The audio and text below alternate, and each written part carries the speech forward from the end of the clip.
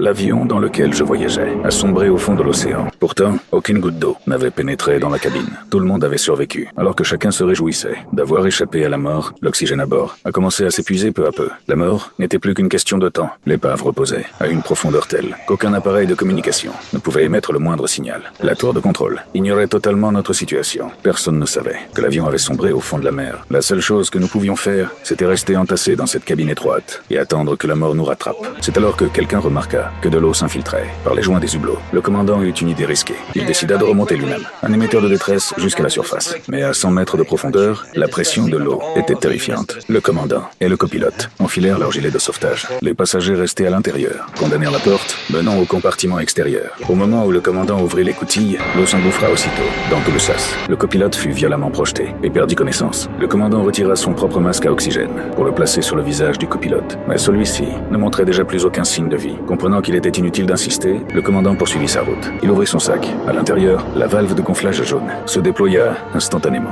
La force de flottaison l'entraîna vers la surface. Alors qu'il était sur le point de perdre connaissance, il réussit finalement à émerger. Il grimpa rapidement sur un radeau de survie gonflable et activa la balise de détresse. Épuisé, il s'effondra sur le radeau. Un navire de la marine capta ce signal inconnu et mit immédiatement le cap sur la zone. Lorsqu'ils apprirent qu'un avion entier était piégé au fond de l'océan, le commandant mobilisa toutes les équipes de secours. Après plusieurs recherches, les sauveteurs finirent par localiser l'appareil. Mais un nouveau problème apparut aussitôt. S'ils forçaient l'ouverture du fuselage, des tonnes d'eau envahiraient instantanément la cabine. Et cette fois, personne ne survivrait. Après délibération, ils décidèrent d'utiliser la poussée d'Archimède pour remonter l'avion entier jusqu'à la surface. Les plongeurs passèrent plusieurs câbles sous le fuselage. L'autre extrémité fut reliée à d'immenses ballons de levage. Ensuite, ils raccordèrent les conduites d'air au ballon. Une fois tous les préparatifs terminés, le commandant ordonna à chacun de s'éloigner immédiatement de l'avion.